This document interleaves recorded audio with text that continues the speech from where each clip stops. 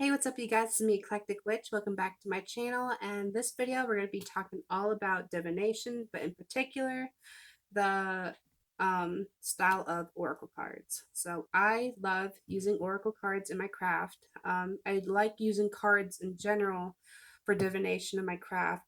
I like using playing cards, tarot, and oracle, but oracle is definitely my favorite. It's what I have the most of. Um, so yeah, I just wanted to touch up on this and share with you guys what's the difference between Oracle and Tarot, since those are the two most popular methods of card reading and divination today, and how to cleanse your deck, proper care, and all the other stuff. So what is an Oracle deck? An Oracle deck essentially it's mostly for self-reflection, for shadow work, for addressing the things that you need to recognize and work on in your own personal development.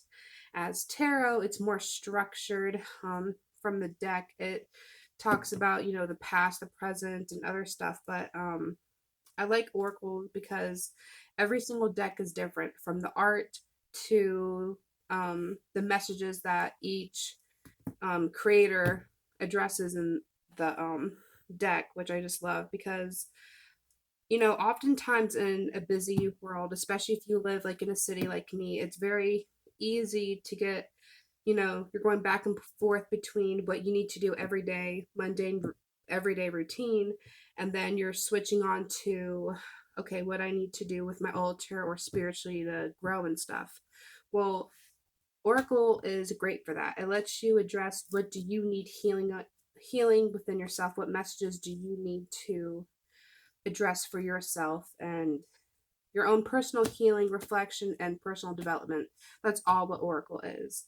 And that's why I love them so much, because sometimes you're so busy worrying about other people or what's happening around you that we're just not taking care of ourselves the way we need to.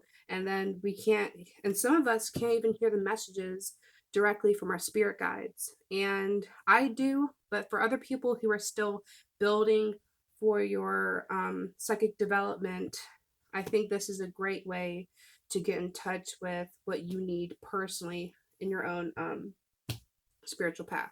So I have many different decks here.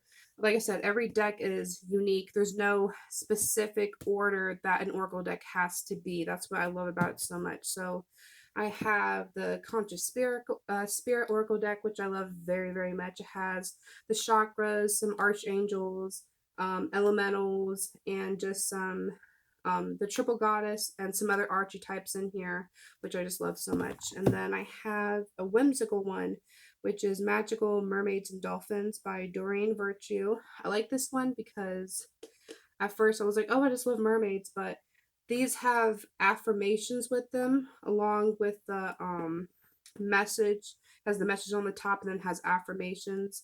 And actually most of these decks have affirmations with them. I like using affirmations. I'm so sorry, you guys. I like using affirmations in my practice because they help raise your vibration and focus your intent with what you want to, do.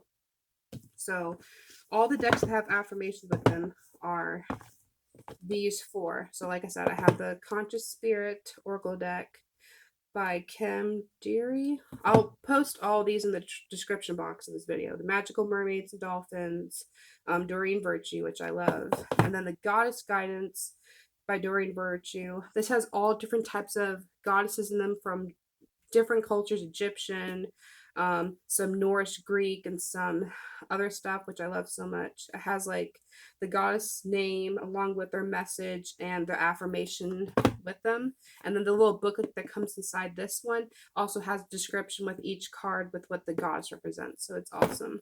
And then I really started getting into shamanism earlier this year. And I really wanted to get an oracle deck that had animals with it, so I can start working with animals more in my practice.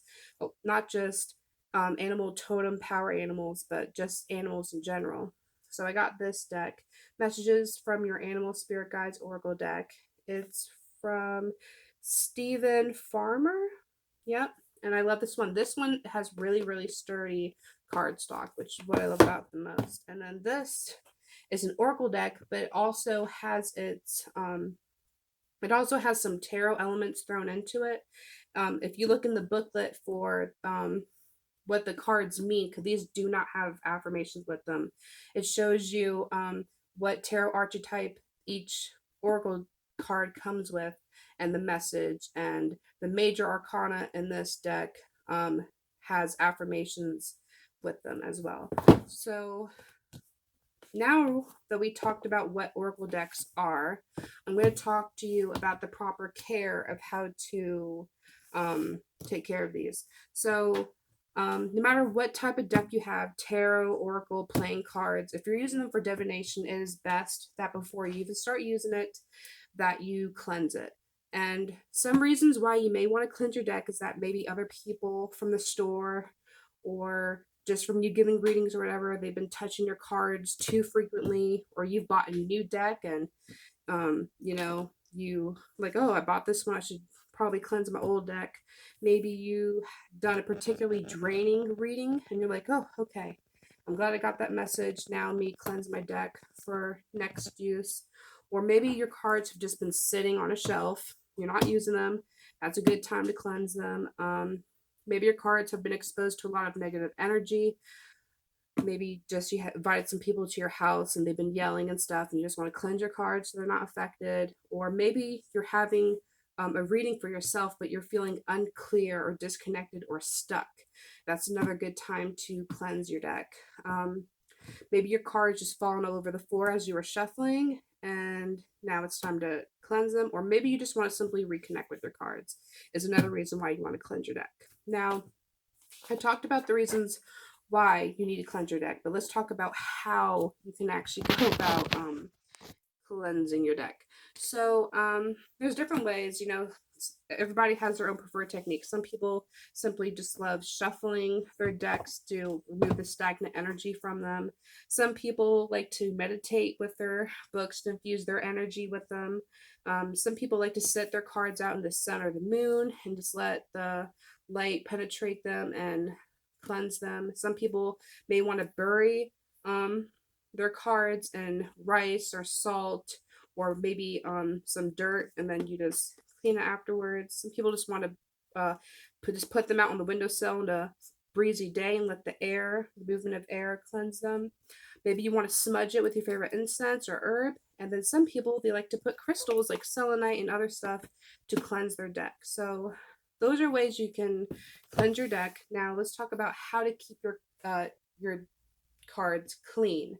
So after you're done cleansing them in the way that you prefer, it's some people, they like to keep the cards stored in the box like I do, so I can keep the energies, uninfluenced by other factors that's happening around them. Or sometimes people, they like to take their cards out of the box, throw it away, and then they just simply wrap their cards like in a cloth and just wrap it and tie it and keep it secure that way. Or maybe they have an actual tarot pouch or card pouch and keep them in there. So those are all ways you can keep your cards protected, like they stay clean.